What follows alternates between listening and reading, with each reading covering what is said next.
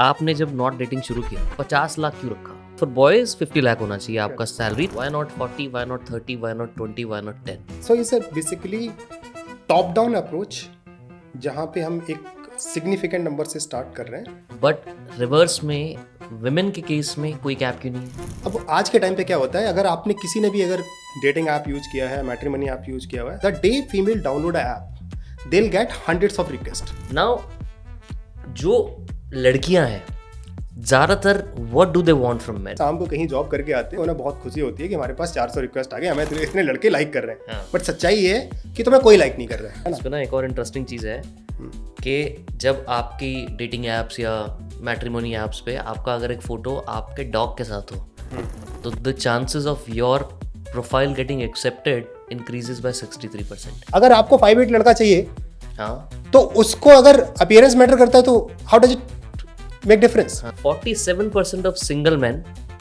उनको चाहिए लव या romance as their first criteria. Male के लिए सिगरेट चाहिए तो फीमेल के लिए क्यों नहीं है? भाई दोनों ह्यूमन बीइंग है, तो इसमें क्या दिक्कत है? कि बहुत लोग ये भी बोलते हैं कि यार अपने से अपोजिट से शादी करो, बहुत अलग अलग एक्सपीरियंसेस होंगे. क्या वो सही है?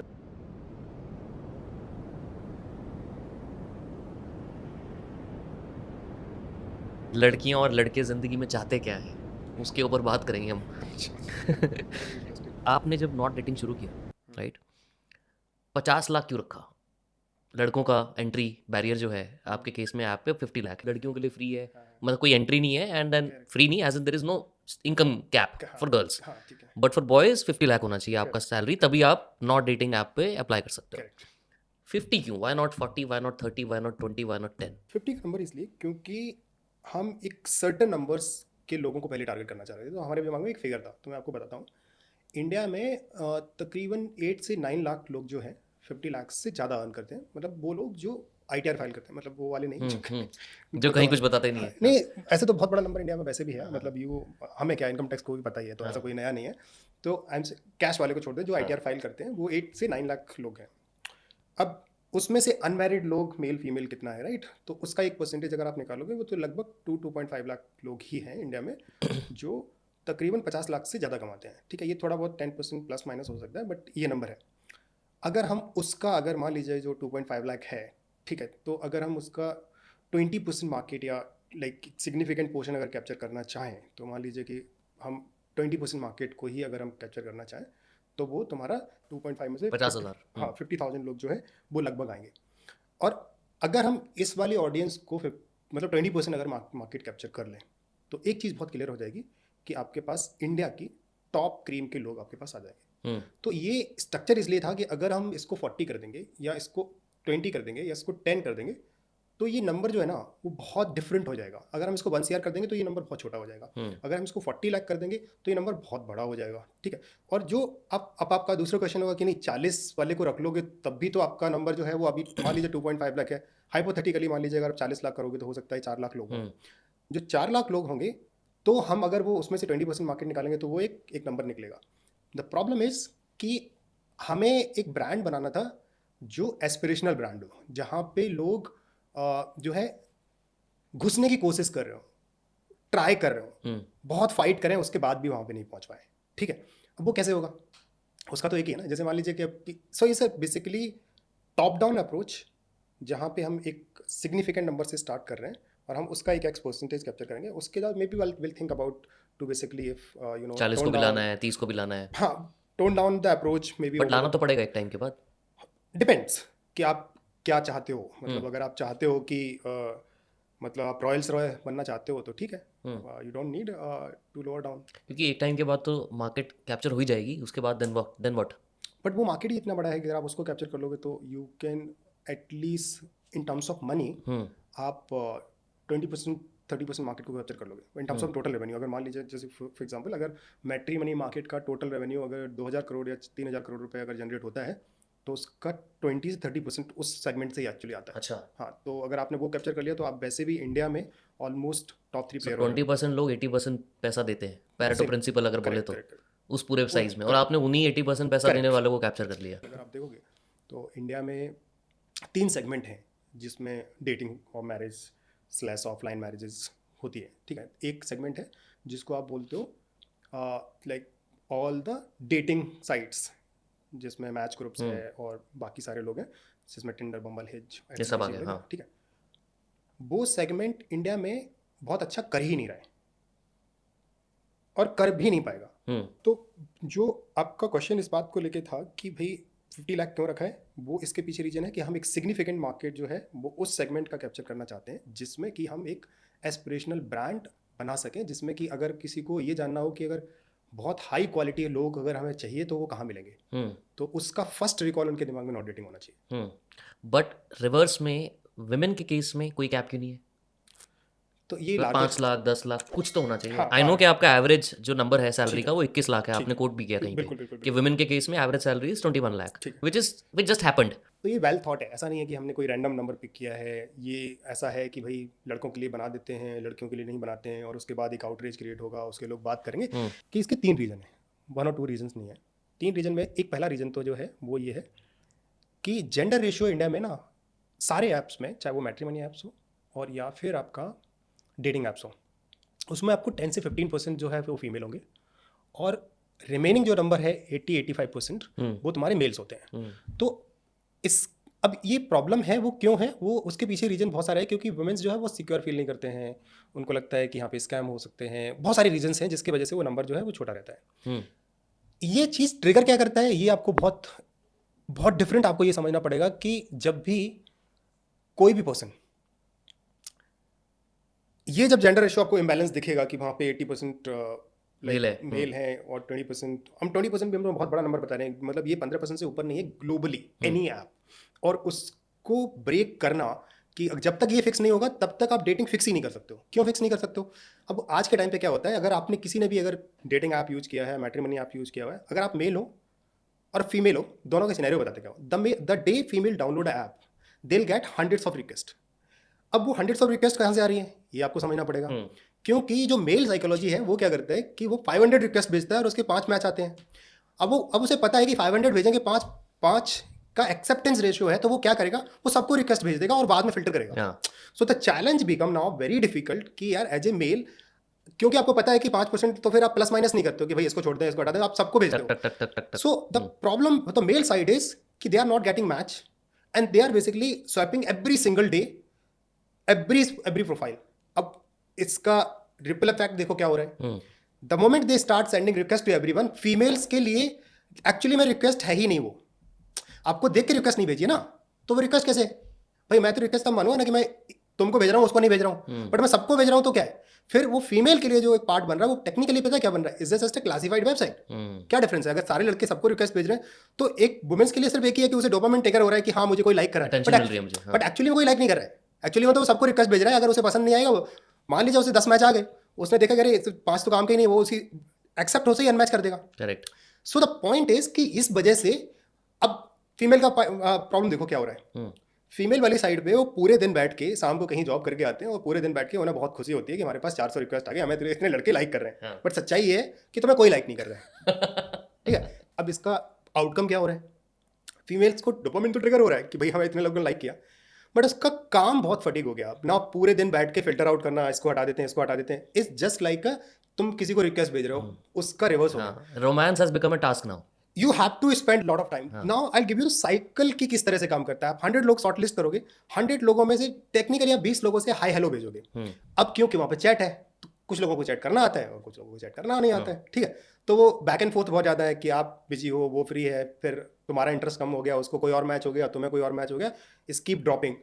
आप 100 लोगों में से 10 लोगों को या 20 लोगों को मैसेज भेजोगे, उनमें से आप हार्डली 5 से 7 लोगों से आप बात करोगे, उनमें से भी आप 1 या 2 लोगों से मिलोगे। सो तो पूरे दिन का आपका टास्क पता है क्या है कि is just like OLX website, जहां पे सब आपको फिगर आउट करना है कौन है, सही है नहीं सही है, प्लेटफॉर्म कुछ नहीं करके दे रहा है। सो वहां पे ये वाला एक जो बहुत बड़ा प्रॉब्लम ट्रिगर हो गया वो ये है कि आपको एक क्लासिफाइड वेबसाइट मिल गया है जहां से आप बुफे लगा हुआ है, बुफे लगा हुआ है, आप उसमें से छाटते रहो। अब एक और इसकी नेक्स्ट लेयर ऑफ प्रॉब्लम आ गया। मान लीजिए कि जितनी भी वेबसाइट आज के टाइम पे एग्जिस्ट करती हैं, उन सबकी प्रॉब्लम क्या है? उन सबकी प्रॉब्लम है कि वहां पे कोई भी इंफॉर्मेशन वेरीफाइड नहीं है। तो हो क्या रहा है अब इसका एकदम तुम इम्पैक्ट देखो कि तो क्या हो रहा है। उस फीमेल ने 100 प्रोफाइल से वो 2 प्रोफाइल पर शॉर्टलिस्ट करके मीटिंग तक आई, and the day she met the person and then realise कि उसकी एज 35 थी और उसने 31 लिख रखी है.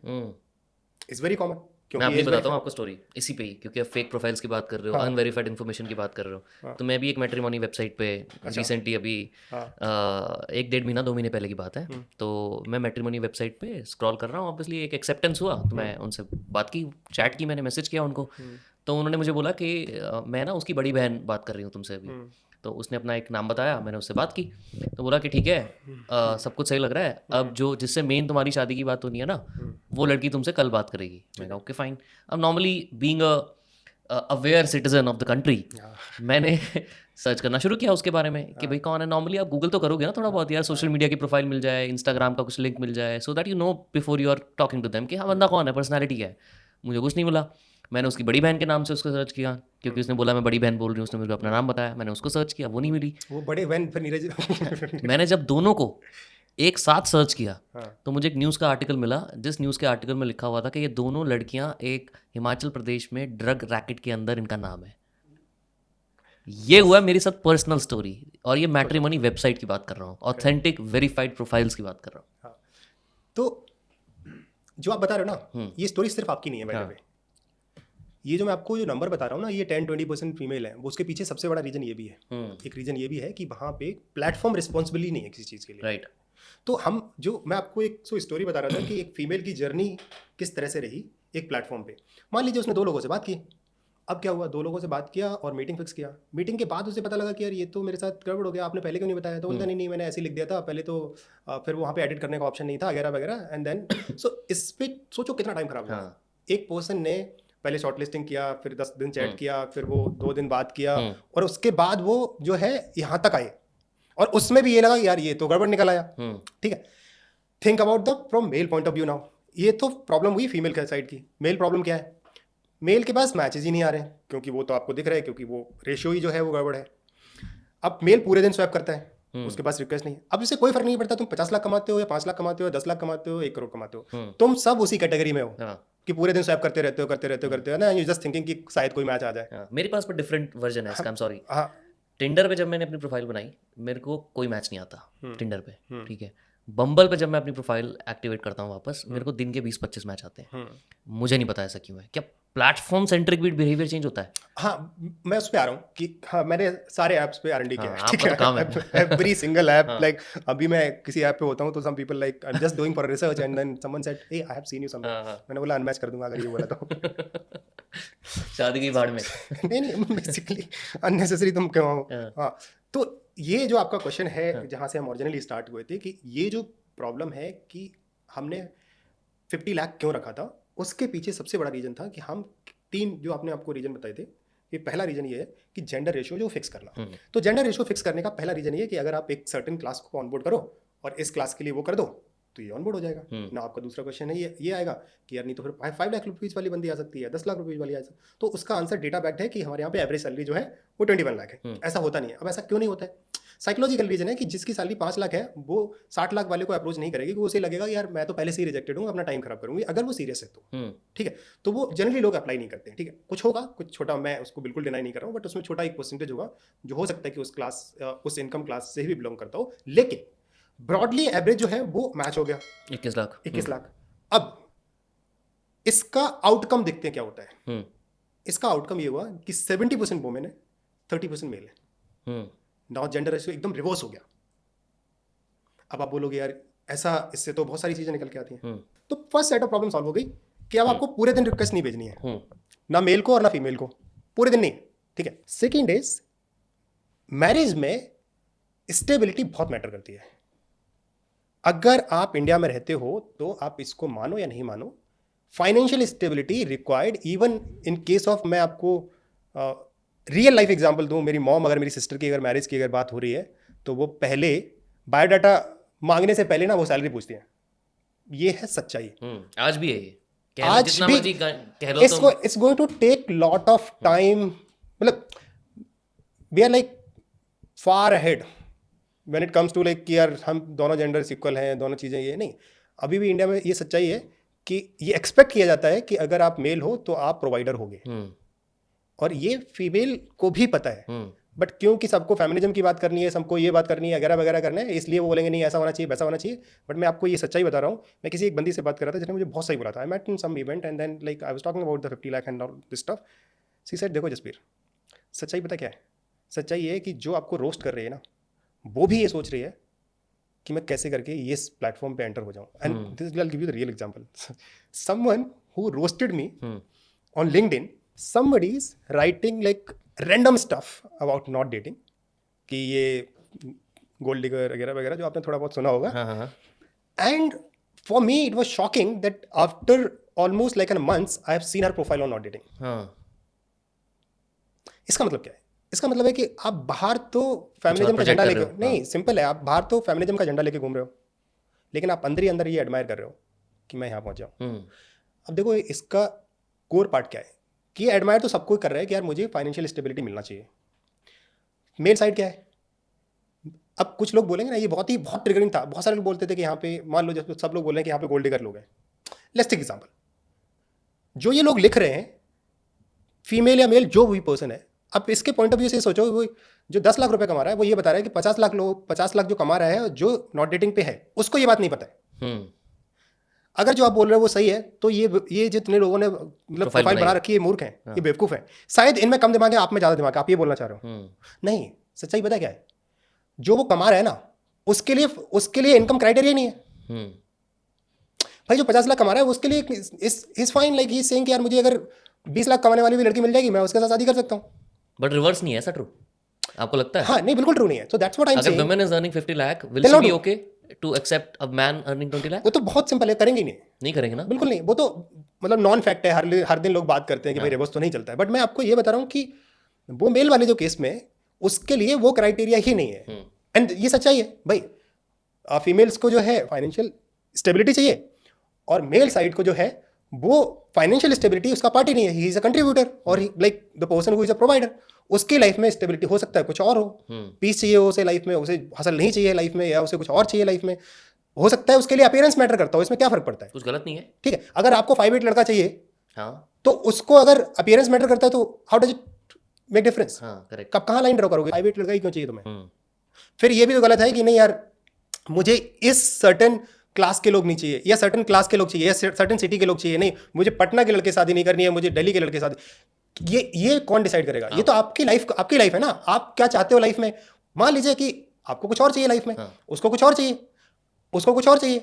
भाई किसी के लिए जो है वो सेटिस्फेक्शन है 5'8", किसी के लिए सेटिस्फेक्शन है कि नहीं मुझे मेरे लिए अपीयरेंस मैटर करता है, किसी के लिए सेटिस्फेक्शन है कि नहीं मुझे इंटेलिजेंट बंदी चाहिए, किसी के लिए सेटिस्फेक्शन है कि नहीं मुझे बहुत अर्निंग वाला चाहिए, किसी के लिए. Who are you to decide in life? आपको एक लाइफ मिली है, you wanted to plan your life the way you want. इसमें गलत सही क्या है? तो अगर मान लीजिए हमने 50 लाख का फिल्टर लगाया, मान लो आप हो, आपको एक इंटेलिजेंट बंदी चाहिए जो 50 लाख कमाती हो, तो आप लेगेसी प्लेटफॉर्म है वहां पे भी फिल्टर लगा दोगे. आपको जो करना है तो आप तो वही करोगे. मैं आपको फोर्स तो नहीं कर रहा हूँ. करेक्ट. सो मुझे लगता है कि ये जितने भी लोग इस तरह की ओपिनियन रखते हैं, शायद या तो वो उतना ग्रो नहीं कर पाए, या तो वो उतना सोच नहीं पा रहे हैं कि भाई हर किसी को लाइफ में फ्रीडम है. What they wanted to decide in life, what they wanted to do in their life and what they want. Correct. क्या फर्क पड़ता है? सो आई ऑलवेज से यार कि जो कर रहे हैं और जिसको जिससे खुशी मिल रही है उसको वो काम करना चाहिए. उससे कोई फर्क नहीं पड़ता है कि यार लोग क्या बोल रहे हैं, लोग क्या सोच रहे हैं, ये सही है नहीं सही है. सच ये है कि तुम्हें फाइनेंशियल सिक्योरिटी चाहिए. सच ये है कि तुम अपने से कम अर्निंग वाले से शादी नहीं करोगे. अब कुछ लोग बोलेंगे नहीं हम तो कर लेते हैं, कुछ परसेंटेज लोग करते होंगे. मैं एग्रीगेट की बात कर रहा हूँ, मैं 0.1% 2% की बात नहीं कर रहा हूँ, मैं एवरेज की बात कर रहा हूँ. आप आउटलायर्स की बात ही नहीं हो रही यहाँ पे. अब इस पे कुछ फीमेल्स बोलने लग जाएंगे नहीं ऐसा नहीं होता है, वो इसलिए भी होता है क्योंकि क्या हम आज के टाइम पे अर्न नहीं कर रहे हैं? अगर हम अर्न कर रहे हैं तो हम कम से शादी कर सकते हैं. बिल्कुल कर सकते हो, लेकिन मैं बोल रहा हूँ 100 में से कितने लोग हैं? ये क्या? तो मैं बताता हूँ ना, अभी मैं तो बात कर ही रहा था मैट्रिमोनी वेबसाइट्स की कि मैं भी था एक पे, अभी भी हूँ इनफैक्ट. तो मेरे से एक लड़की ने पूछा, तो नॉट डेटिंग पे बनी? नॉट डेटिंग पे मुझे पता अब लगा है ना. 3-6 महीने पहले. मैं मैट्रिमोनी पे तो 1-1.5 साल से हूँ. अच्छा.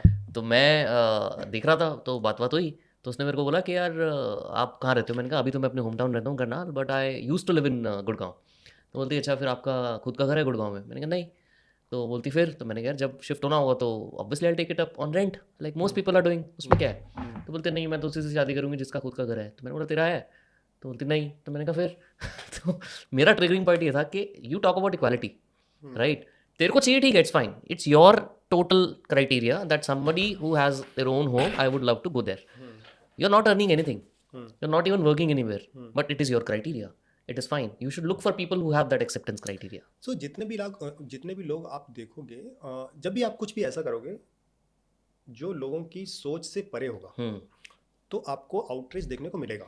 जैसे कि आप कहीं भी देख लो, ये यहाँ की बात नहीं है, मतलब अगर आप कुछ भी अनयूजुअल होते हुए देखोगे, लोगों को लगेगा अरे ये कैसे कर सकते हो, ये कैसे। जैसे अगर मैं आपको बोलूँ कि आज से like 3 to 4 decade back, if you say somebody saying female I'm smoking, तो वो किसी लिए ऐसा हो जाएगा कि यार स्मोक करते हो। फिर अब जैसे पेरेंट्स से पेरेंट्स की, मतलब ग्रैंड पेरेंट्स वाली जनरेशन चले जाओ and say that okay that x person is like female है जो सिगरेट पीती है, तो उसको लगेगा अरे ये कैसे। अगर उनसे उस टाइम पे ये क्वेश्चन पूछा जाता कि मेल तो सिगरेट पी रहा है, बट मेल से तो आपने नहीं सोचा यार, फीमेल के लिए आपकी आंखें खड़ी हो जा रही हैं या आपको बहुत ऑकवर्ड फील हो रहा है, ऐसा क्यों। तो आपको समझना ये पड़ेगा कि जब भी लोग किसी भी एक सोच से, जिस एक्सपीरियंस से आ रहे हैं, जिस बैकग्राउंड में वो पैदा हुए, जिस जगह वो रहे, जिस जगह उन्होंने जॉब किया, किस टाइप के लोगों के साथ रहे, वो कितना अपने आप को ग्रो कर पाए in terms of independent thinking. ठीक है, कि वो किसी चीज़ को दोनों लेंस से देख पा रहे हैं कि मेल के लिए अगर मेल के लिए सिगरेट सही है तो फीमेल के लिए क्यों नहीं है। भाई दोनों ह्यूमन बीइंग है, तो इसमें क्या दिक्कत है। नहीं है, फीमेल को नहीं पीनी चाहिए, ये आज से 50 साल पहले होगा, बट मेल के लिए क्वेश्चन नहीं है। आज वही नॉर्मलाइज हो गया है। आज किसी को बोलोगे हाँ ठीक है, क्यों हो गया वो, इसलिए हो गया क्योंकि जब आप, तो मैं आपको ये बता रहा हूँ कि जिस जगह पे आप कुछ भी इस तरह की बात करो, जैसे आप नॉन डेटिंग की बात करो, तो बोलेंगे अरे ये ऐसा कैसे कर सकते हो, ये तो गलत है, बट ये एक टाइम बाद बहुत नॉर्मल हो जाएगा। जैसे इसका एक और एग्जांपल है, जैसे मैं इससे पहले एक कंपनी चलाता था, क्विक स्टे करके। तो वो बेसिकली क्या है कि एक बजट होटल चेन था, ठीक है। मोस्टली हम B2B में डील करते थे, तो क्योंकि हमने एक टाइम पे B2C भी लॉन्च किया था। तो क्या होता था कि आई स्टिल रिमेंबर जहाँ पे 2015-16 की बात होगी, और एक फ़ीमेल कॉल करती थी, बोलती है कि मेरा एक मेल फ्रेंड है जो आ रहा है, तो आपके होटल में कोई प्रॉब्लम तो नहीं होगी। नहीं, एंड उसके दिमाग में उस टाइम पे जो यहाँ के होटलियर थे जितने भी लोग, ये था कि यार आपने भी सुना होगा कि कुछ साल पहले तक ये था कि हम अनमैरिड कपल्स को अलाउ नहीं देंगे, हाँ, और लोकल आईडीज पे भी नहीं देते थे इनफैक्ट। अब क्वेश्चन इस बात को लेके है कि पहले ये चीज़ ऐसे हो रही थी, आज ओयो ने उसको लगभग नॉर्मलाइज कर दिया कि ठीक है, मतलब अगर टू अटेल हो, मतलब अगर हमारा कॉन्स्टिट्यूशन कोड ये अलाउ करता है कि वो एक रूम में जाके सेक्स करे नहीं करे, क्या फर्क पड़ता है, who are you to decide. वो उसकी लाइफ है, उसकी बॉडी है, उसने डिसाइड किया, उसका डिसीजन है, आपका तो डिसीजन नहीं है। आज वो नॉर्मल हो गया है। क्यों नॉर्मल हो गया है? क्योंकि वो एक चीज़ को ब्रेक किया है। तो मैं आपको ये बता रहा हूँ कि कभी भी आप कुछ ऐसा करोगे जहां लोगों की सोच के परे होगा, वहां पे लोग क्वेश्चन करेंगे ही करेंगे। पर मेरे को आज तक समझ नहीं आती कि लोग why do people hate on rich people. सबसे बड़ा मेरे को आज तक समझ नहीं आया कि कोई भी अमीर बंदा शादी कर रहा होगा ना, पैसे खर्च कर रहा होगा, सबसे पहले आ जाएंगे 10,000 करोड़ शादी में, अरे भाई उसके हैं। भाई आप इसको इस तरह से समझो ना, जो हेट करता है, पहले मैं आपको ये बता दूं, उसमें 99.99% लोग वो होंगे जो वो कर ही नहीं सकते। जैसे तुम्हें क्या लग रहा है नॉट डेटिंग पे हेट करने वाले कौन लोग हैं? वो लोग जो नॉट डेटिंग के क्राइटेरिया को क्वालिफाई नहीं कर रहे हैं, तो उनके पास कोई ऑप्शन ही नहीं बचता है हेट करने के अलावा। And rejection is a pain. हाँ, वो तो कोई भी नहीं कर पाता, ठीक है। तो वो उनको ट्रिगर करता है कि हमने 50 लाख का क्राइटेरिया सिर्फ 3 रीजन की वजह से रखा था। तो पहला हुआ कि हमें सिर्फ वो लोग चाहिए जो फाइनेंशियली सिक्योर और स्टेबल हो, वो क्राइटेरिया 50 लाख से ऑलरेडी फुलफिल हो जा रहा है। दूसरा, जेंडर इक्वलिटी फिक्स हो गया। तीसरा जो सबसे बड़ा रीजन था वो ये था कि हमें वो लोग चाहिए थे जो सिर्फ शादी के लिए आए, क्योंकि नॉट डेटिंग जो है वो सब लोगों के लिए था ही नहीं। हम उसका नाम नॉट डेटिंग है, उसका 2 लेयर है। पहला है नॉट डेटिंग, KNOT, नॉट। हाँ, पहला sound like a knot, NOT, like not dating. तो बेसिकली इसका मतलब ये है कि don't date to marry, right? And the second layer is tie the knot, right? So that's why our tagline is also basically tired of dating, now the tie knot. So basically तुम बहुत सारे apps पे बहुत सारा time खराब कर लिया, अब तुम आके शादी करनी है तो तुम यहाँ पे आ जाओ, we'll try to help you. So third जो सबसे बड़ी प्रॉब्लम थी इस कंट्री में, वो हम सॉल्व कर रहे हैं कि यार तुम यहाँ सिर्फ तभी आओ जब आपको शादी करनी हो। अगर आपको 1.5 साल में शादी नहीं करना, हाफ ईयर में अगर आपको शादी नहीं करनी है, तो आप यहाँ पे रजिस्टर मत करो। Even be encourage. एंड मैंने इस पे एक आर्टिकल भी लिखा था कि if you are not planning to get married, don't join not dating. Reason is कि you end up wasting your time और समवन एल्स टाइम जो सीरियस है. करेक्ट. सो थर्ड प्रॉब्लम कैसे सॉल्व हुई कि हमारे यहाँ पे एक तो हमें ये पता है कि जो 50 लाख रुपए कमाता है, एक चीज़ बहुत क्लियर है लाइफ में कि 50 लाख 20 साल का पर्सन नहीं कमा रहा होगा. सो वो वाला है कि 28 प्लस ही होगा, 90% चांसेस है. 28 प्लस है तो एक चीज़ तो क्लियर होगी कि एक तो लाइफ में सीरियस है, दूसरा उसके पास टाइम भी नहीं है अभी, तीसरा वो शादी के लिए है, वो डेटिंग के लिए अब है भी नहीं वहाँ पे क्योंकि एज क्लॉक इज टिकिंग. तीसरा one of the biggest reason क्योंकि हमारा सब्सक्रिप्शन बहुत आई है, starting from 50,000 goes till 5 lakh rupees. That means कि अगर कोई 1 लाख रुपए दे रहा है तो वो रैंडम चीज़ों के लिए नहीं दे रहा है, वो थोड़ा सीरियस है. तो 50 लाख डालने से ये तीनों प्रॉब्लम एड्रेस होगी. जेंडर रेशो फिक्स हो गया, आप फाइनेंशियली सिक्योर हो, स्टेबल हो, थोड़ा कंसिस्टेंट हो लाइफ में, सीरियस हो, वो दिख गया. तीसरा ये है कि नहीं आपको शादी करनी है. तो ये तीनों प्रॉब्लम जो है वो एड्रेस होगी इन टर्म्स ऑफ 50 लाख. अब मुझे एक बात बताओ, क्योंकि आपके पास तकरीबन कितनी प्रोफाइल्स होंगी लड़कों की और लड़कियों की? यार वो बाइफरकेट थोड़ा अभी नंबर देखना पड़ेगा, मतलब कि but how many members you have? Around 28,000. 28,000. तो अगर हम 70-30 का रेशो लें हाँ. तो रफली उस हिसाब से देखा जाए तो सेम ही आएगा. 15-20 हज़ार के आसपास लड़के होंगे और 8,000 के आसपास लड़कियां होंगी, है ना? 28,000 में से उल्टा कर दिया ना आपने. लड़के, अच्छा लड़कियां ज़्यादा हैं. हाँ राइट, करेक्ट. या उल्टा कर दिया मैंने. हाँ ठीक, समझ गया. करेक्ट. नाउ जो लड़कियां हैं ज़्यादातर what do they want from man, what kind of people they are looking for? Because मेरे पास जो डेटा है, जो मैं पढ़ रहा था, मैंने एक चीज़ देखी, 47% ऑफ सिंगल मैन, उनको चाहिए लव या romance as their first criteria. That is done basis on the research. Women lean more towards compatibility, मतलब वुमेन को चाहिए compatibility as the first criteria, men को चाहिए love and romance as the first criteria. क्यों तुम love and romance का नाम ले रहे हो? आप मुझे बताओ what is it that you learn? इतना घुमाने की जरूरत ही नहीं है. हम सब लोग को पता है सच क्या है. ठीक है, क्या सच है? सच ही वही तो जानना चाह रहा हूँ मैं आपसे. देखो, आपको ये लग रहा है कि आप एक काम करो ना, अपने एक क्लासमेट से जाके ये पूछना कि 5 गर्ल्स हैं, इनमें से इनका ये अपीयरेंस है, इसमें से किसको पिक करोगे? The first thing trigger anybody's emotions को अभी आप दूर रख दो. किसी भी मेल को कोई भी चीज़ जो फर्स्ट ट्रिगर करेगी, वो उसका टैलेंट तो नहीं देख रहा ना फर्स्ट ग्लांस में, अपीयरेंस ही है. अपीयरेंस देख रहा है ना. और अपीयरेंस में जो उसको सबसे ज़्यादा जो ट्रिगर करेगा, वो फर्स्ट चीज़ क्या ट्रिगर करेगी? लस्ट. उसके अलावा दूसरा कोई रीजन ही नहीं है. वो इमेजिन ही यही कर रहा है. अब कुछ लोग बोलेंगे नहीं नहीं ऐसा नहीं होता है, हम तो वो देखते हैं, फालतू बात है, ऐसा नहीं होता है. अब अगर हम किसी को भी 4 लोगों को एक साथ खड़ा कर दें, आपका नेचुरल ह्यूमन रिएक्शन होगा कि हाँ यार, कि जो आपको अट्रैक्टिव दिखेगा, थोड़ा अट्रैक्टिव नहीं, जो सेक्सुअली अपीलिंग दिख रहा है, सच्चाई है. आप उसको एक्सेप्ट करो या नहीं करो, वो आपकी बात है. वुमेन के केस में, फीमेल वाले केस में जो जनरली है कि फीमेल्स जो है वो इमोशनल बहुत ज़्यादा है, तो उनके लिए ये वाला हो सकता है कि पार्ट हो, लेकिन वो फर्स्ट प्रायोरिटी हो सकता है ना हो. क्या प्रायोरिटी होती है फर्स्ट प्रायोरिटी? तो यार always every women always think कि लव कम्स फर्स्ट. उनको जो चाहिए वो ये कि caring and love first, lust वाला पार्ट शायद जो है वो सेकंड या थर्ड पे आता होगा. हाउ डू दे डिटरमाइन ये बंदा लव करेगा, ये बंदा केयर करेगा?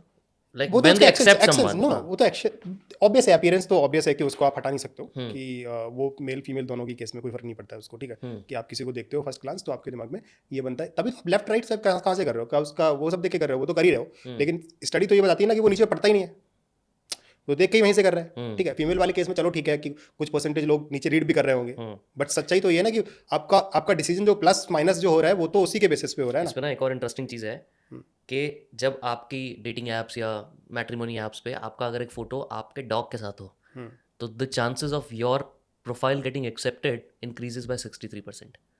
उसका सिंपल रीज़न ये है because that gives sort of a uncertainty reduction, कि ये सामने वाला जो बंदा है ना, इसके पास डॉग है, मतलब ये थोड़ा ऑथेंटिक फील कर रहा है, मुझे थोड़ा लवेबल फील कर रहा है. ये रीज़न की वजह से 63% एक्सेप्टेंस बढ़ जाता है just by having one picture with a dog. या मे बी, मतलब मैंने वो स्टडी नहीं किया, बट हाँ जो आपका ये वाला पॉइंट है वो बिल्कुल हो सकता है. मतलब बट दिल्ली के केस में मैं एक चीज़ देख रहा था कि दिल्ली वाले लोग अभी भी कुंडली को प्रेफर करते हैं. 1/3 एटलीस्ट 33% लोग कुंडली प्रेफर करते हैं while doing the matching. Mumbai के केस में रोमांस ज़्यादा प्रेफर करते हैं. Bangalore is top notch compatibility towards, के कंपैटिबिलिटी मैच होनी चाहिए, and Bangalore is more open to marry NRIs. Delhi के केस में ऐसा नहीं है. तो मेरे को ट्रेंड्स के बारे में बताओ थोड़ा, like when you have figured out कि यार ये जो लोग हैं किसको मैच करते हैं, किसको एक्सेप्ट करते हैं, what are the interesting trends that you have looked at? देखो, इसका एक सिंगल पैरामीटर है. आप एक काम करो, you go to tier 3 town और टियर 4 टाउन, आपको क्या लगता है कौन सी चीज़ मैटर करेगी? Let's say go to Patna और like the place that you come, hmm, क्या चीज़ पहले ट्रिगर करेगी? In what Compati- sense as in जो आप क्वेश्चन है कि कंपेटेबिलिटी, या बॉम्बे में कुछ और है, दिल्ली में कुछ और है, हम्म। कहाँ कुंडली है कहाँ कुंडली नहीं है, हाँ अच्छा, वो कहाँ से आ रहे हैं? अपब्रिंगिंग से, जिस तरीके का एनवायरनमेंट है हमारा आसपास का, वो कहाँ से आ रहे हैं? हमारी फैमिली, पेरेंट्स, वो कहाँ से आ रहे हैं? उनके पेरेंट्स, उनके पेरेंट्स में ये बिलीफ था, ये कहाँ से आया? हाँ उन्होंने आसपास जो उनकी शादियाँ हुई है ऐसी हुई हैं, जो बॉम्बे में है हाँ उसमें ये बिलीफ नहीं है, वो कैसे हुआ? क्योंकि उनके पेरेंट्स की ऐसे नहीं हुई। नहीं, हाँ यही चीज़ आपको समझना पड़ेगा। हाँ इसका डायरेक्टली और इनडायरेक्टली रिलेशन Exposure. एक्सपोजर और एजुकेशन से है। हाँ करेक्ट, ट्रू ट्रू ट्रू। तो लाइफ में आप कहाँ से आए हो और आप लाइफ में किस फेज में हो, जहाँ पे भी, अब फिर वही आउटलायर वाली बात आ जाएगी, कुछ लोग उस चीज़ को बोलेंगे, मैं अगेन उस चीज़ को हमेशा डिस्कार्ड करता हूँ कि लोग आप 1% और 2% की बात मत करना, हर जगह हर तरह के लोग मिल जाएंगे, लेकिन ऑन एन एवरेज एजुकेशन उसमें बहुत बड़ा रोल प्ले करता है। जिनके अभी जैसे मान लीजिए कोई भूत में बिलीव करता है, वो क्यों करता है? क्योंकि वो टियर 3 टाउन में रह रहा है इसलिए बिलीव करता है। सारे भूत गांव में क्यों रहते हैं, दिल्ली में क्यों नहीं रहते? या पहाड़ पे क्यों रहते हैं? क्यों रहते हैं? क्योंकि उसका सिंपल रीजन है कि एजुकेशन का एक्सपोजर नहीं है, उन्हें नहीं पता है कि यार जो आप बोल रहे हो वो साइंस बैक्ड है। करेक्ट। ठीक है, सो जो आपका क्वेश्चन है ना कि कोई कुंडली में बिलीव कर रहा है, कोई कुंडली में कम कर रहा है, उसका डायरेक्टली कोरिलेशन जो है ना वो एजुकेशन से है। और उस एजुकेशन में अगर आप स्टार्ट करोगे, या एजुकेशन या एक्सपोजर, आप उसको कोई भी नाम दे दो, बट मैं आपको इनडायरेक्टली ये बता रहा हूँ कि आपका जो बिलीफ सिस्टम है वो कुछ परसेंट लोगों में, मतलब लाइफ में अगर वो न्यूयॉर्क चले जाएंगे तब भी रहेगा, but on an average correct. जो है वो वहाँ से ट्रिगर हो रहा है। तो जिस भी स्टेट में आप देखोगे एजुकेशन बहुत अच्छा होगा, वहाँ पे ये बिलीफ कम होगा। जैसे आपने बताया कि दिल्ली में ज़्यादा है, बैंगलोर में कम है, साउथ के सारे स्टेट्स में कम होगा। हाँ लिटरेसी रेट ज़्यादा है क्योंकि लिटरेसी है, क्योंकि वहाँ पर कैपिटा इनकम अच्छा है, तो लोगों का एक्सपोजर बढ़ गया है, ग्लोबल एक्सपोजर भी ज़्यादा है ना, हाँ, लोग ज़्यादातर यूएस चले सिंगापुर, जाते हैं, US यहाँ चले चले जाते हैं, तो वो सब वहीं से आ रहा है। उसको छोड़ो ना, वो चीज़ को आप बैंगलोर से उठा के अभी एसएफ में रख दो, वो और उसका परसेंटेज कम हो जाएगा। करेक्ट। अभी आप करनाल से आते हो, करनाल में मूव करो, तो ये जो आप कुंडली की बात करो, ये कुंडली का परसेंटेज हो सकता है 60-70%। बिल्कुल। आप अगर दिल्ली मूव करोगे तो क्यों, थोड़ा सा आपको वो परसेंटेज लाइक 40% दिखेगा। आप बैंगलोर मूव कर जाओगे और कम दिखेगा। जहाँ भी लोगों की लाइफ जो है वो एजुकेशन से अपग्रेड हो गई है, एक्सपोज हो गई है, और उन्हें थोड़ी समझ है कि यार इसका लाइफ में बहुत बड़ा रोल नहीं है, जैसे भूत का नहीं है, उन्हें पता है कि कुंडली का भी बहुत बड़ा नहीं होगा। ठीक है, क्योंकि इसका कोई कनेक्शन नहीं है ना, उसको आप रैशनलाइज नहीं कर सकते हो, उसको आप स्टार्ट से एंड नहीं कर सकते हो कि नहीं ये जो बोला जा रहा है ये इस वजह से बोला जा रहा है और इसका ये आउटकम है। वो नहीं है, वो आपको पता है कि उसका कोई साइंस नहीं है। ठीक है, अब कुछ लोग बोलेंगे नहीं ऐसा नहीं है साइंस वाइंस, मैं बोल रहा हूँ पॉइंट इस बात का लेके है कि सच्चाई यही है कि जैसे जैसे आप नीचे से ऊपर बढ़ते जाओगे, जितने भी आप इनमें से अगर एक लार्ज स्टडी करोगे किसी एक डेटा की, तो आपको ये जरूर मिलेगा कि उसमें एजुकेशन एक बहुत बड़ा फैक्टर होगा, आपका एक्सपोजर एक बहुत बड़ा फैक्टर होगा, आपके आसपास का एनवायरनमेंट एक बहुत बड़ा फैक्टर रहा होगा, जिस वजह से आप कुछ चीज़ों में बिलीव करते हो, कुछ चीज़ों में बिलीव नहीं करते हो। तो आप इसको सिटी वाइज देखना चाहोगे तो सिंपल है कि किस सिटी की किस तरह आपने के, खुद पर्सनली कौन कौन से ट्रेंड ऑब्जर्व किए हैं, like in your app when while dealing with people? I think same है, मतलब जो मैं आपको बता रहा हूँ वहीं से। अगर टियर 3 टाउन का देखो तो वो बिलीव बहुत ज़्यादा है। मतलब अगर आप what about the belief of the people, like city wise तो मेरे को ट्रेंड समझ में आ गया कि कुंडली का ये ट्रेंड है, एनआरआईज का ये ट्रेंड है। Do people of certain kind show different rate? कोई टेक वाला बंदा है वो ऐसे बिहेव करता है, ऐसी चीज़ें सीक आउट करता है, ऐसा कुछ देखा ट्रेंड्स? नहीं स्पेसिफिक नहीं, बट मैं एक दो एग्जांपल तुम्हें देता हूँ कि जो, और ये in general I think true भी है। तो अगर आप देखोगे कि बहुत सारे लोग, जैसे कोई दिल्ली का कोई पर्सन है, वो पटना से मैच हो जाए, प्रोबेबिलिटी इज कि वो लोग इनिशिएट कम कर पाएंगे या आगे नहीं बढ़ पाएंगे। अच्छा, क्यों ऐसा हो रहा है? क्योंकि दोनों की अपब्रिंगिंग बहुत डिफरेंट है, दोनों का एक्सपोजर बहुत डिफरेंट है, तो दोनों के कॉन्वर्सेशन नहीं मैच होंगे। और एक ह्यूमन बीइंग को अगर एक साथ अगर आप देखते हो या फ्रेंड देखते हो, तो अगर उसके एकदम रूट पे जाओगे तो आपको एक चीज़ समझ आएगी, और वो ये है कि कोई किसी से क्यों बात करता है, या कोई किसी को क्यों लाइक करता है, और लाइक से फ्रेंड कैसे बनता है, और फ्रेंड से गर्लफ्रेंड कैसे बनता है, या बॉयफ्रेंड कैसे बनता है, और वो मैरिज में कन्वर्ट कैसे होगा। उसका एकदम जो लास्ट रूट कॉज है ना, वो स्टार्ट होता है आपके सिमिलर एक्सपीरियंसेस से, और एक्सपीरियंसेस जो सिमिलर होते हैं वो आपको ट्रिगर करते हैं एक अच्छा कॉन्वर्सेशन को, और अच्छा कॉन्वर्सेशन जो ट्रिगर करता है वो आपको एक अच्छी फ्रेंडशिप बनाता है, और फ्रेंडशिप से आप जो है वो वहाँ पे मूव करते हो। बट इस पे मेरा आर्ग्यूमेंट ये है कि बहुत लोग ये भी बोलते हैं कि यार अपने से अपोजिट से शादी करो, बहुत अलग अलग एक्सपीरियंसेस होंगे, क्या वो सही है? नहीं होगा। Majority of the time is this a good strategy to find a partner और नॉट अ बैड स्ट्रैटेजी? जो आपका क्वेश्चन है ना, मैं उससे एग्री नहीं करता हूँ, 200% डिसएग्री करता हूँ। ठीक है, ठीक है, कोई बात नहीं, पर रीजंस बताओ। हाँ बिल्कुल, रीजन लो डेटा बैक्ड। हाँ ठीक है। इसको आप ऐसे देखो कि जिस चीज़ की आप बात कर रहे हो कि यार अपोजिट एक्सपीरियंसेस जो है वो आपको बहुत अच्छा लेके जाएंगे, करेक्ट? बिल्कुल लेके जा सकते हैं, लेकिन उसमें एक कैच है, वो ये है कि किसी भी पर्सन ने एक लॉन्ग पीरियड ऑफ टाइम तक कोई भी काम किया है, वो उसकी फितरत का पार्ट है, वो नहीं बदलेगा। तो मैं आपको जो बता रहा हूँ वो ये है कि जिस चीज़ की आप बात कर रहे हो कि अपोजिट जो एक्सपीरियंसेस होते हैं वो लाइफ को अच्छा लीड करते हैं। अपोजिट जो एक्सपीरियंसेस होते हैं ना, वो आपको अच्छा लीड की तो बात ही छोड़ो, उसमें बहुत सारी प्रॉब्लम्स आने वाली हैं जो आपको दिख नहीं रही हैं। अगर आप एक मैरिज के लिए किसी पार्टनर को देख लो, तो जैसे फर्स्ट सेट ऑफ प्रॉब्लम है, मान लीजिए आपको चाइनीज़ पसंद है और मुझे साउथ इंडियन पसंद है, तो चल जाएगा। क्यों? क्योंकि आप हर वीकेंड बाहर जा रहे होगे, हफ्ते में एक बार जा रहे होगे, चल जाएगा। मान लीजिए आपको कुछ और पसंद है, कुछ ऐसी चीज़ें जो इवेंट बेस्ड है, जहाँ पे आप महीने में 2 बार कर रहे हो, उसमें 2 बार कर रहे हो, जो नहीं चलेगा वो आपको बताते हैं। मान लीजिए कि आप एक ऐसे पर्सन हो जो बहुत पार्टी करने वाले पर्सन हो, जिसको आपको पार्टी करना बहुत पसंद है, आप लाइफ में बहुत सक्सेसफुल हो, आप वीकेंड में काम करते हो और वीकेंड में जाके हर फ्राइडे को मचाते हो पब में जाके, ठीक है? ये आपका एक्सपीरियंस है और आपको बहुत मज़ा आता है, ठीक है, और आपको बहुत खुशी मिलती है।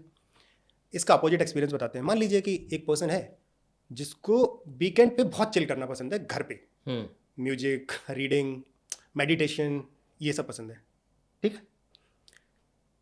ये दोनों लोगों के एक्सपीरियंसेस को मैं तुम्हें कंपैरिजन करके दिखाता हूँ कि क्या होगा इसका आउटकम। तो एक पर्सन है जो कूल एंड काम है, जिसको थोड़ा पीसफुल चीज़ें पसंद है कि भाई ठीक है यार, वीकेंड पे कैफे चले गए, बुक पढ़ के वापस आ गए, मेडिटेशन कर रहे हैं, जिम कर रहे हैं, एक्सरसाइज कर रहे हैं, जिनको कूल एंड काम पसंद है। कभी कभी पार्टी भी करते हैं, but not a party person, ठीक है? एक पर्सन है जिसको ये करना पसंद है, जिसको कोई फर्क नहीं पड़ता है, भाई आते ही मचाना है, ठीक है, फ्राइडे का वेट कर रहे हैं। इन दोनों लोगों की शादी करा दो, 99% प्रोबेबिलिटी है कि बनेगी नहीं। क्यों नहीं बनेगी? आपको ये समझना पड़ेगा। जब भी कोई भी काम आप एक छोटी एज से स्टार्ट करते हो और आपने एक लॉन्ग पीरियड ऑफ टाइम तक किया है, वो आपकी फितरत का पार्ट बन जाता है। आई डोंट नो कि फितरत इज द राइट वर्ड और not, but I am saying कि वो आपकी एक हैबिट का पार्ट है, ठीक है? अगर कल को मान लीजिए कि आप both get married and weekend पे the one partner is saying कि आज तो पार्टी करना चलना है, अदर पर्सन बोले नहीं यार कल सुबह तो मुझे मेडिटेशन करना है, मैं नहीं जाना चाहती, क्या होगा? अगर मान लीजिए कि वो आउट ऑफ लव कर रहे हैं, तो दूसरे वाले को पता क्या लगेगा? जो पार्टी करने जा रहा है, पार्टी जिसकी मिस होगी, उसे एंग्जाइटी होने लग जाएगी कि अरे मेरे दोस्त तो पार्टी कर रहे हैं और मैं यहाँ पे क्या फालतू में काम कर रहा हूँ। इसका रिवर्स कर लो, अगर वो बंदी है उसके साथ पार्टी करने चली जाएगी तो उसे बहुत बोरिंग हो जाएगा कि यार ये क्या मैं फालतू में टाइम खराब कर रही हूँ। इसका ये हो क्यों रहा है? क्योंकि दोनों एक चीज़ को, दोनों एक्सपीरियंसेस को एंजॉय नहीं कर पाएंगे। अब इसमें प्रॉब्लम जो आएगी वो ये आएगी कि अगर ये दोनों एक साथ रहेंगे तो दोनों के एक्सपीरियंसेस जो है, और ये छूटेगा नहीं। अगर कोई किसी के लिए कॉम्प्रोमाइज अगर कर रहा है ना, तो वो बेसिकली उसको हिंदी में घुटन बोलते हैं कि आपको जैसे अगर वो बंदा घर पे रहे तो उसको घुटन होने लग जाएगी यार। बोलते तो है marriage is more like compromise. नहीं, कॉम्प्रोमाइज अलग बात है, लेकिन यहाँ पे बात जो मैं बता रहा हूँ कि आपकी बनेगी या नहीं बनेगी उस बात को लेकर, क्योंकि आपके एक्सपीरियंसेस जो है, जो आपने क्वेश्चन रेज किया था ना कि यार अपोजिट एक्सपीरियंस है, तो ये अपोजिट एक्सपीरियंस है, ये नहीं बनेगी, ठीक है? क्यों नहीं बनेगी? क्योंकि ये दोनों चीजें बहुत अलग है और ये बदलेगी नहीं। अगर आप बदलने की कोशिश करोगे ना किसी को कि यार तुम ये करने लग जाओ और तुम वो करने लग जाओ, तो वो उसके लिए सफोकेटिंग हो जाएगा और ये इसके लिए सफोकेटिंग हो जाएगा, ठीक है? ये नहीं ट्रिगर होगा। क्यों?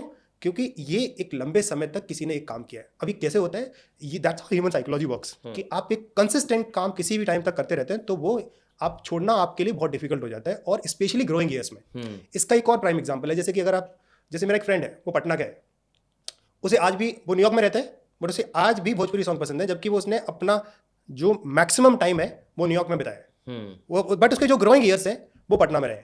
तो क्या हो रहा है कि जो ग्रोइंग ईयर्स होते हैं, I do not know the science behind it, but what I thought is कि जिस जगह से आप आते हो, जिस म्यूजिक को आप सुनते हो, जिस फूड को आप कंज्यूम करते हो, वो जनरली आपकी लाइफ में हमेशा रहेगा, जो आप ग्रोइंग ईयर्स में रहा है। या तो शायद बॉडी ब्रेन जब भी ग्रो हो रहा है, उस जर्नी में 18 तक आपने जो भी कंज्यूम किया है, जो भी सुना है, वो लगभग आपकी लाइफ में हमेशा रहेगा, आप हमेशा उसको एंजॉय करोगे। अब वो आई डू नॉट नो कि वो साइंस बैक कितना है, but that's how things work. The point I am making is कि जो आपने एक लंबे समय तक किया वो आपकी फितरत का पार्ट बन गया है। अगर आपको कोई इसको चेंज करने की कोशिश करेगा तो वो उसके लिए सफोकेटिंग हो जाएगा। तो अपोजिट जो एक्सपीरियंसेस की आप बात कर रहे हो वो जनरली नहीं बनेगा। इमेजिन करो इस चीज को तुम रिवर्स कर दो, life will be awesome. Think about it. आप किसी ऐसे पर्सन से मिल गए जिसको पार्टी करना पसंद है, यू से ऑन फ्राइडे दोनों पर्सन एक्साइटेड हो for a going and enjoy and come back. I am not saying कि यार मेडिटेशन करना गलत है या घर पे रहना गलत है, पार्टी करना अच्छा है, कुछ नहीं, दोनों ही सही है। आपको ये करके खुशी मिल रही है और उसको वो करके खुशी मिल रही है, बट इसलिए- इसमें गलत कुछ नहीं है। बट इसीलिए इनफैक्ट बोलते हैं कि couples who work out together are more likely to be happy Correct. Together. या तो इसी क्योंकि का दोनों को पसंद है ना वो। हाँ, तो इसका एकदम अपोजिट ले लो। मान लीजिए कोई पर्सन है जिसको कैफे एक्सप्लोर करना पसंद है, जिसको मेडिटेशन करना पसंद है, जिसको घर पे म्यूजिक पसंद है और जो चिल करना पसंद है, ठीक है, जो बुक रीडिंग जिसको पसंद है, इन दोनों लोगों की शादी करा दो।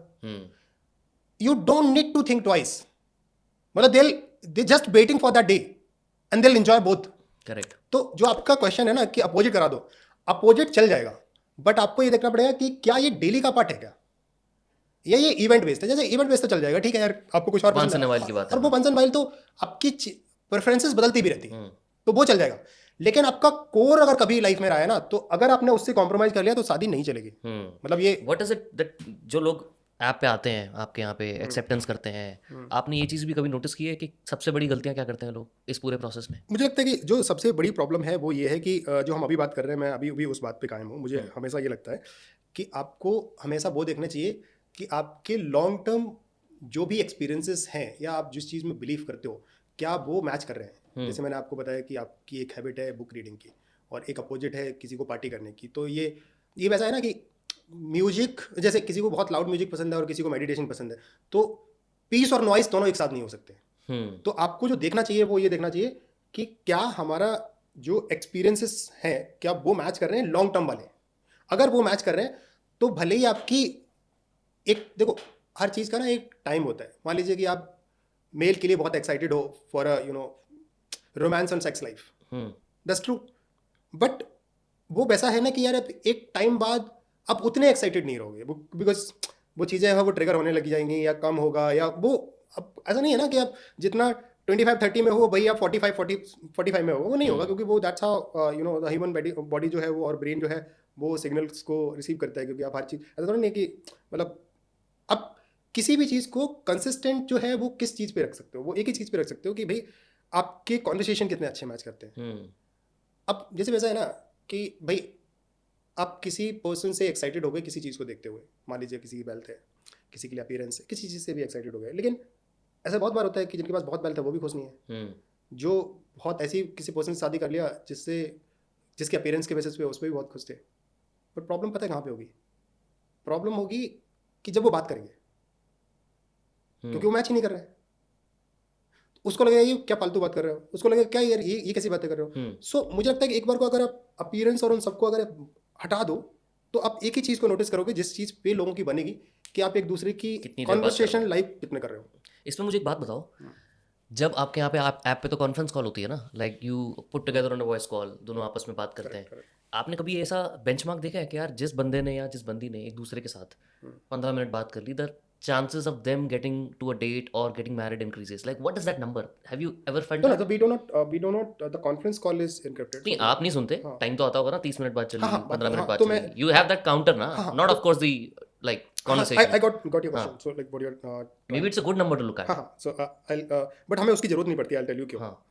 नॉट डेटिंग में और बाकी मैट्रिमनी में एक बहुत बड़ा डिफरेंस है। और वो डिफरेंस ये है कि जैसे मैंने आपको पहले शुरुआत में बताया था कि जो ये प्लेटफॉर्म्स है वो स्टैटिक इन्फॉर्मेशन के बेसिस पे रिलाई करते हैं, जैसे कास्ट, क्रीड, कल्चर, सैलरी या जितनी भी इन्फॉर्मेशन है जो बदल नहीं सकती। जैसे आप करनाल से आए हो तो वो चेंज नहीं होगा, आप मेल हो तो वो चेंज नहीं होगा, स्टैटिक इन्फॉर्मेशन है, राइट।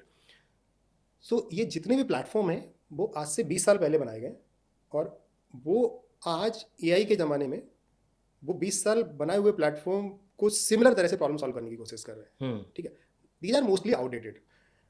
हम इस चीज़ को स्टार्ट करने से पहले काफ़ी चीज़ें देख रहे थे कि क्या पॉसिबिलिटी है। तो जैसे मैंने आपको पहले बताया था कि क्या पॉसिबल है कि दो ह्यूमन बीइंग कैसे मैच करेंगे, वो इस बात पे डिपेंड करेगा। जैसे मान लीजिए आपके 50 लाख रुपए सैलरी है, एक बॉम्बे की बंदी है उसकी 50 लाख रुपए सैलरी है, आप दोनों लोगों को मिला दो, या मान लीजिए आप जो भी स्टैटिक इन्फॉर्मेशन है वो मैच कर जाए, क्या इस बात की गारंटी है कि आप दोनों लोग मिलोगे और आपकी बात अच्छी हो जाएगी? बहुत कम चांस है। क्यों? क्योंकि आप कनेक्ट हुए हो स्टैटिक इन्फॉर्मेशन, और स्टैटिक इन्फॉर्मेशन जो है वो किसी भी चीज़ के आपके एक्सपीरियंसेस को ट्रिगर नहीं कर रही है कि सिमिलर होंगे। तो स्टैटिक इन्फॉर्मेशन के बेसिस पे तो बहुत सिंपल है कि आपके मैचेस और वाइब मैच करना, इसकी कोई गारंटी नहीं है। लेकिन मान लो आपका एक फ्रेंड है और वो आपके बारे में जानता है और वो किसी और को आपके बारे में जानता है और वो दोनों को मिला दे, वो किस बेसिस पे मिला रहा है? वो मिला रहा है कि यार ये पर्सन भी ऐसे काम करता है, इसको भी मेडिटेशन पसंद है, इसको भी यार ज़्यादा बात करना पसंद है, उसको भी। इन लोगों की बात हो सकती है क्योंकि आपके फ्रेंड को आपके बारे में एक कॉन्टेक्स्ट है, उसको भी है। तो हमने ये प्रॉब्लम को देखा कि क्या आज के एरा में क्या ये प्रॉब्लम एड्रेस की जा सकती है। That's where the basically conversational AI triggered in non dating. What we have done is, so static information तो हमारे पास भी सेम है, like you just put your all the information and then your profile goes in a wait list, we recheck and then verify it. The moment you create a profile, you got a call जो conversational AI है, जिस एक LLM model को है जिसको हमने train किया हुआ है. अब क्या होगा, कॉन्वर्सेशनल AI का मतलब ये है कि अब हम आपके बारे में so the AI will ask you lot of questions जो बहुत कस्टमाइज क्वेश्चंस होंगे एवरी पर्सन के लिए. कैसे, जो आपका पहले तो आपके क्वेश्चंस जो आपसे पूछते हैं उस पर फॉलो अप क्वेश्चंस होंगे. जैसे for example you say that you are traveller, right, you are saying that I travel a lot and the AI will ask you the question, if you are alone in an island, how you are going to spend time watching Netflix, going out, reading books, whatever the answer that you're going to give, the second question is coming on the basis of that, and the follow-up question, like, you know, keep asking. And ये question सबके लिए अलग है. इससे इसका outcome क्या हो रहा है, our AI will get to know you better than your friend now. So आपके बारे में इतनी इन्फॉर्मेशन है, जैसे आपका पेस कितना था, टोन क्या था, एग्रेसिव, नॉन एग्रेसिव, आपने आंसर्स किस तरह दिए. We collect all these information, run in the system, and then we see कि ये पर्सन की पर्सनालिटी इस टाइप की है. देन हम दोनों इन्फॉर्मेशन को क्लब करते हैं, the static information and this information, club these two things together, and then हम पूरे सिस्टम में रन करते हैं कि सब लोगों की ये इन्फॉर्मेशन हमारे पास ऑलरेडी है. अब हम देखते हैं इसके नियरेस्ट जो है वो कौन है, और वो हम आपको सिर्फ 5 प्रोफाइल देते हैं. तो हम profile per day, per week, per month, on an average like 1 or 2 profile in a day, not more than that. Low week में 5 to 6 प्रोफाइल, दैट्स ऑल. अब ये इसका मतलब, इसका आउटकम क्या हुआ कि जो हम आपको पहले बता रहे थे कि जो आपको 100 से आप 2 पे आ रहे हो, हमने ये बोला कि आपको ये देखना ही नहीं है, आपको सिर्फ 5 ही देखनी है, आपको 5 देखनी है, और इसकी प्रोबेबिलिटी बहुत हाई है कि आप इन 5 से मिलोगे और आपकी वाइब मैच ना हो. क्यों? क्योंकि जो मैं आपको पहले बता रहा था कि इनके लॉन्ग टर्म एक्सपीरियंसेस, इनका वो, ये सब हमारे पास ऑलरेडी है. And on top of it, जब भी आप किसी से मिलके आए, you just talk to AI, और जब भी आप आओगे तो फिर आपके पास वीडियो में कॉल आएगा. उससे ये these profiles is consistently learning every single day, and जो आपके प्रेफरेंसेस, जो चेंजेस हो रहे हैं उसके बेसिस पे, so these are the all live profile जो अपने आप में keep learning themselves and then basically figure out कि ये मैच वो match. So that's where the magic happened. So we are not giving you the random, like, you know, 100 profile, we are giving you only 5 profile जो आप filter करके खुद से वहां तक पहुंच रहे थे. और इसके बेसिस पे, हाँ, अगर आपकी नहीं बनेगी तो अलग रीजंस हो गए, फैमिली है, कुछ और रीजंस हुए, लोकेशन नहीं वर्क हुआ, बट हम ये वाली जो वाइब आपकी मैच होगी नहीं, ये हम AI से सॉल्व कर रहे हैं, जो आई थिंक नॉट डेटिंग को सबसे ज़्यादा डिफरेंट बनाता है. क्योंकि वही कोर है कि हम आपको कौन सी प्रोफाइल दे रहे हैं, ये 100 में से ये ज़्यादा इंपॉर्टेंट है ना, और वो कितना स्टडी करके हम आपके पास लेके आ रहे हैं. ये चीज़ देखिए कि जैसे नॉर्मल प्रोफाइल्स में 100 में से हम 1 या 2 पे फाइनली पहुंचते हैं नॉर्मल डेटिंग ऐप्स में, और उन 1 या 2 में से मिल पाते हैं. यहाँ पे वो जो एवरेज है वो क्या है? बिल्कुल, ये बहुत बड़ा नंबर है. सो ये यही हम we do not track anything. So हमने जैसे आपको बताया था, हम चैट अलाउ नहीं करते. हाँ, क्योंकि हमें पता कॉल ही आती है सीधा. हाँ, उसके पीछे सिंपल रीजन है कि वो आपको पता है, आप 10 दिन बात करोगे किसी से, 10 दिन चैट करो, फिर 10 दिन बात करो, और फिर 10 दिन बाद मिलो. 30 दिन आपने खराब किए, और जिस दिन मिले उस दिन पसंद आया कि नहीं, इससे तो बात ही नहीं करनी. क्यों? क्योंकि सच्चाई ये है कि आपको भी पता है कि एवरीथिंग स्टार्ट आफ्टर मीटिंग. तो आपको क्यों करना है? तो वी ऑलरेडी डिसाइडेड कि इस टाइम को एकदम शॉर्ट करो, मैच टू मीट डायरेक्ट. तो चैट हटा दिया, फिर कि आप एटलीस्ट किसी की बात सुन लो कि यार कौन किस तरह से बात करता है, तो कॉन्फ्रेंस कॉल करा दिया. And after conference call we said you just meet. So हम जो पहला वाला जो काम कर रहे थे आपको बता रहे हैं, तो हमारा एक फर्स्ट पैरामीटर है कि हम जो आपको प्रोफाइल दे रहे हैं, स्पेशली गर्ल्स को, उसमें से उन्होंने कितने % लोगों को रिक्वेस्ट भेजा. अगर मान लीजिए हमने आपको 10 प्रोफाइल दिया, और 10 में से अगर किसी ने 6 प्रोफाइल को रिक्वेस्ट भेजा फीमेल ने, तो हमारे लिए 60% जो है वो सक्सेस रेट है. करेक्ट. और वो हमारे लिए बहुत इंपॉर्टेंट है, क्योंकि हम जो आपको प्रोफाइल दे रहे हैं, क्या वो प्रोफाइल आपको बहुत हद तक पसंद है, एक्यूरेटली आपकी नीड के हिसाब से मैच हो रही है. सो हम कुछ नहीं, हम एक ही चीज ट्राई करते हैं कि हम अगर आपको 10 दें और 10 की 10 पसंद आपको आ जाए, वो 10 की 10 को रिक्वेस्ट तो आपका काम हो गया. तो हमें पता है कि हम जो काम कर रहे हैं, जो AI से हम जितना भी बैकएंड वर्क कर रहे हैं, वो बहुत एक्यूरेट हो रहा है. तो अभी कितना है वो नंबर? अभी ऑलमोस्ट लाइक 40% है. 40%. ये वुमेन के केस में, और मेन के केस में हाई रहता है. आपको भी पता है क्यों? Like males generally send more request. But अभी उल्टा है ना पर आपके केस में तो. हाँ, लेकिन डिमांड इज डिफरेंट. हाँ, लेकिन वो तो हमारे वो तो कंट्रोल्ड है ना. हम आपको प्रोफाइल ही नहीं ज़्यादा दिखाते ना. ठीक है, तो 40% मैच रेट हो गया. करेक्ट है. 40% के बाद का नंबर भी ट्रैक किया है कि how many people get on a call, how many people out of the call, कितने मिलते हैं लोग उसमें? नहीं, वो मिलने वाला नंबर बहुत बड़ा है ना. That's what I am saying कि हमारे यहाँ पे जो ट्रिगर है वो बहुत सिंपल ही है. कि आप मैच हो जाओ, हम आपको जो प्रोफाइल दे रहे हैं उसमें से आप मैक्सिमम लोगों से हम चाहते हैं, हमारा ऐसा ऑब्जेक्टिव है कि हम 10 भेजें, 10 की 10 आपको पसंद आनी चाहिए। करेक्ट। ठीक है, ये नंबर जनरली आपको बताते हैं कि ये नंबर लाइक 5% से ज़्यादा नहीं है किसी भी प्लेटफॉर्म हाँ, पर। ठीक है, वो भी बहुत ज़्यादा हो गया। हाँ, वो भी बहुत ज़्यादा हो गया। अगर आपके पास 40% लोग अगर प्रोफाइल पसंद कर रहे हैं, और उन 40 में से अगर मान लीजिए कि आपकी कॉन्फ्रेंस कॉल जो है वो 20% लोगों के पास हो रही है, मतलब आप 4 प्रोफाइल जो है वो आपने 10 में से 4 प्रोफाइल जो है और 2 से बात हो गई, और 2 से आपने कॉन्फ्रेंस कॉल किया, उन 2 में से प्रोबेबिलिटी आप 1 से मिलोगे ही मिलोगे, हम्म, 1 से मिलोगे ही मिलोगे। जो पहले नंबर 100:1 था वो 4:1 हो गया। 4:1 हो गया। Hmm, you got the right point. So अभी जो नंबर है मैं वो पढ़ा लिखा हूं ना मैं 10%, थोड़ा। हाँ, 10% नंबर, 10% लोग मिलते हैं। हाँ, गॉट इट।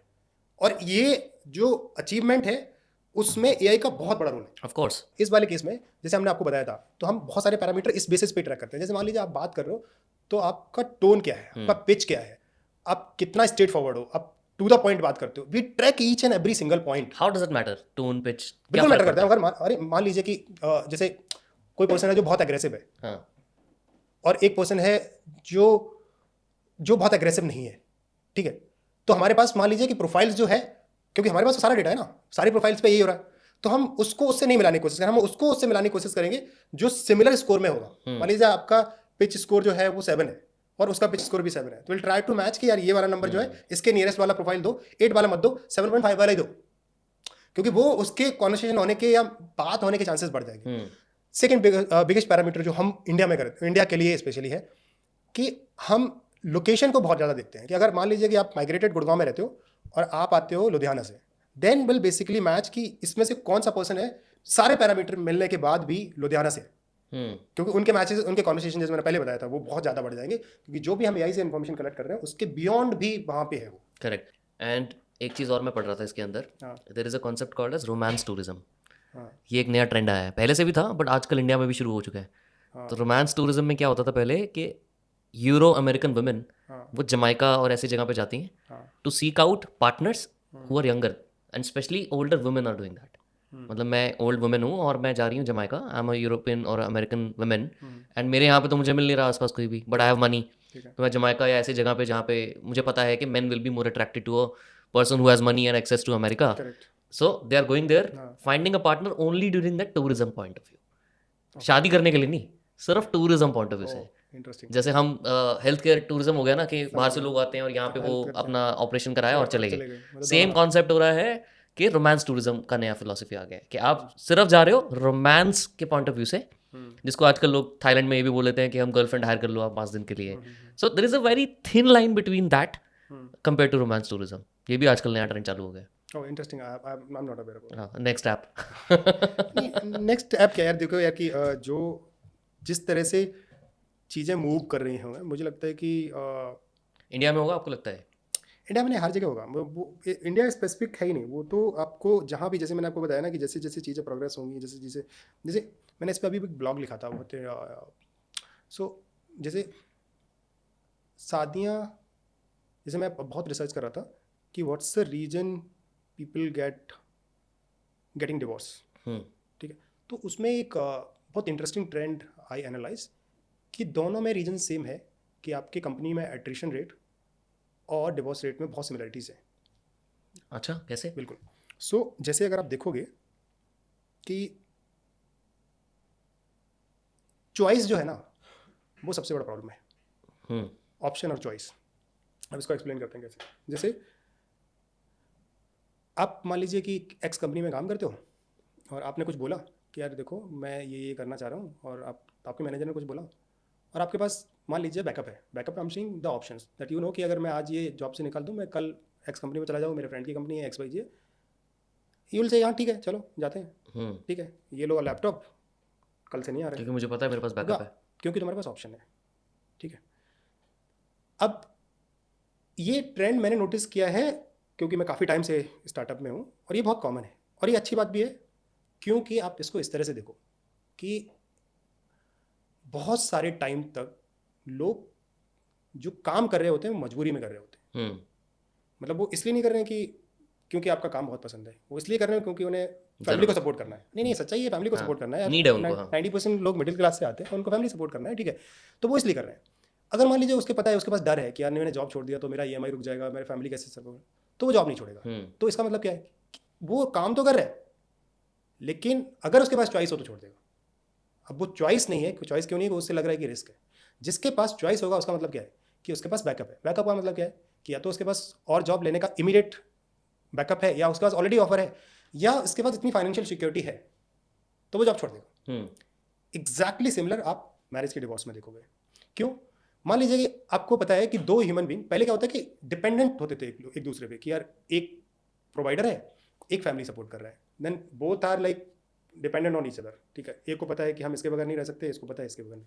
आज के टाइम पे क्या है, if both has an option कि कल को मान लीजिए आप भी एक्स कमाते हो, आपका पार्टनर भी एक्स कमाता है, और आप डिपेंडेंट नहीं हो किसी पे भी, और आपकी फाइट हो और कोई सुनने को रेडी नहीं हो, तो आप वो बोलेगा ठीक है तुम अपने घर जाओ, हम अपने घर जाते हैं।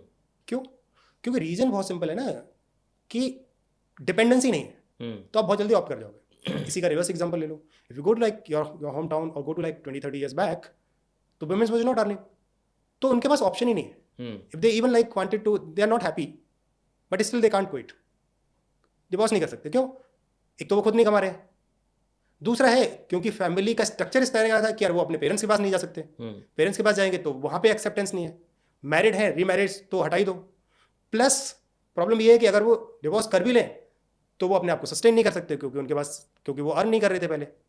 तो now they are the marriage not because they don't have a choice. Problem है दो ह्यूमन बीइंग जब एक लेवल पे, इसीलिए मैरिज अभी नहीं है।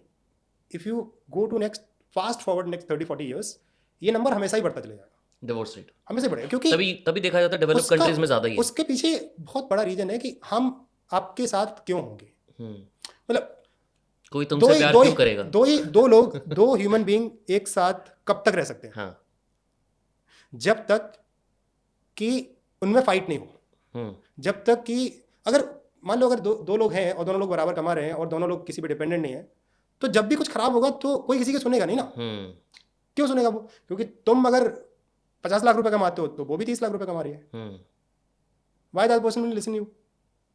ठीक है, और जब कोई झुकने को तैयार नहीं है तो क्या होगा? उसका आउटकम आपको पता है, और प्रॉब्लम भी नहीं है वहां पे कोई, क्योंकि वो सेल्फ डिपेंडेंट है, तुम पे डिपेंडेंट ही नहीं है, दे कैन सर्वाइव। प्रीवियस वाली जनरेशन में ये हो ही नहीं सकता था, तो ऑप्शन ही नहीं था। यहाँ पे चॉइस है। जब भी लोगों के पास ऑप्शंस होंगे और चॉइसेस होंगी तो ये चीज हमेशा ही ट्रिगर करेगा। तो क्या किया जाए फिर? इसका कोई सोल्यूशन नहीं, मतलब you like it's just you have to accept the reality and there is nothing bad about it ना। If both person is not compatible and नहीं रह पा रहे हैं, तो आपको एक लाइफ मिली है, आप क्यों घुट घुट के जी रहे हो?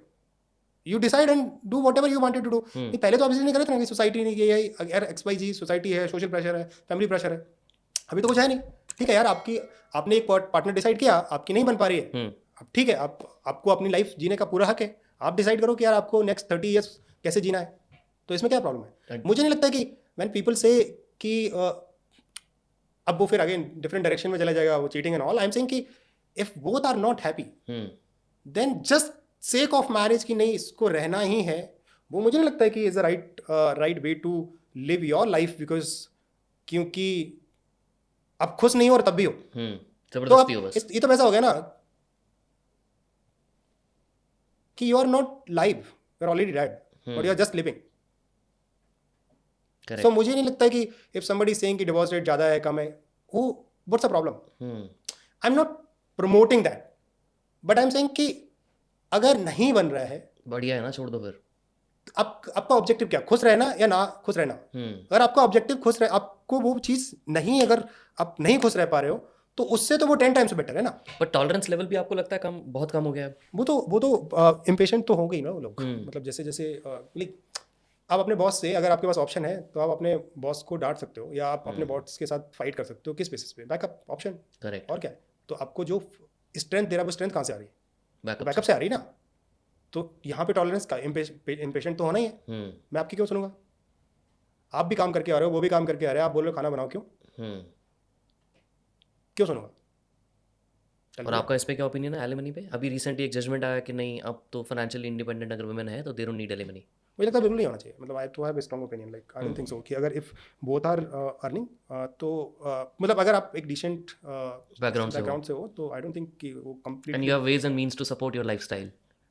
नहीं, उसमें एक कैच है। मतलब आप एक्चुअली क्या होता है ना, ऐसे नहीं है कि आप अगर कोई एक जजमेंट आ गया उसके बेसिस पे, ये डेटा बैक्ड है। इंडिया में आज भी अगर जो फीमेल्स हैं उनकी अर्निंग जो है वो डिपेंडेंट जो है वो मेल पे है, एंड दैट्स वाई एलिमनी अभी भी चल रहा है, क्योंकि वो डेटा बैक्ड है। जो आप नंबर देख रहे हो वो आप एक काम करो, जो आप बोल रहे हो एक काम करो, डेटा लेके आ जाओ। इंडिया में कितने % वुमेन है जो इंडिपेंडेंट है? राइट, ठीक है, तो आप हाँ, तो लॉ आपके हिसाब से नहीं बनेगा ना कल को कि भाई अगर यहाँ पे एक मेट्रो सिटीज़ में 2% लोग जो है वो उसके लिए हल्ला मचा रहे हैं, और उसके लिए वो 95% लोग जो मतलब टियर 3 टाउन में रह रहे हैं वो जो नॉट अर्न कर रहे हैं और उनकी पूरी लाइफ जो है वो उस पर डिपेंडेंट है, और उसके बाद उनका कुछ हो जाता है और आप बोलते हो नहीं। तो मैं एलिमनी को सपोर्ट नहीं कर रहा हूँ, बट मैं इस चीज़ को भी नहीं सपोर्ट कर रहा हूँ कि नहीं होनी चाहिए। मतलब आपको जहाँ नीड है वहाँ, जहाँ आपको डेटा मतलब वो बहुत कस्टमाइज जो है वो आपको करना पड़ेगा, मतलब वो इंडिविजुअल टू इंडिविजुअल देखना पड़ेगा आपको। In your entire algorithm how it works, what is the main criteria of scoring? Like जैसे location is the main important weightage, या किस चीज़ को main weightage दिया जाता है उसमें? Conversation. Like we try to understand you much better way, who you are, like what's your lifestyle. And what kind of question तो आपने मुझे बताया, that different questions basis on your personality.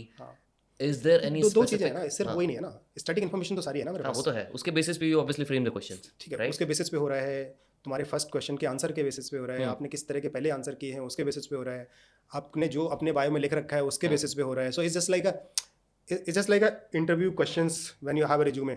इसमें ना एक चीज़ है, there is a study by the way by Arthur Aron et al, ये 1997 की स्टडी है। ठीक है, इसमें उस बंदे ने स्टडी के टाइम पे ही क्रिएटेड 36 क्वेश्चंस जो पार्टनर एक दूसरे से पूछ सकते हैं। ठीक है, क्या, और सबसे इंटरेस्टिंग बात इन 36 क्वेश्चंस की ये थी कि ये बहुत वियर्ड क्वेश्चंस थे, जैसे which will make you question your authenticity, make you question your ability. For example, one of the question is, which fictional character would you let decide your relationship advice for you? And what would they say? मतलब अगर मेरे से आप सवाल पूछ रहे हो तो मैं आपसे पूछूंगा कि अच्छा, आप कोई फिक्शनल कैरेक्टर आपके माइंड में आता है जिसको आप एडवाइस लेने के लिए रेडी हो जिससे, और क्या एडवाइस लोगे आप उससे?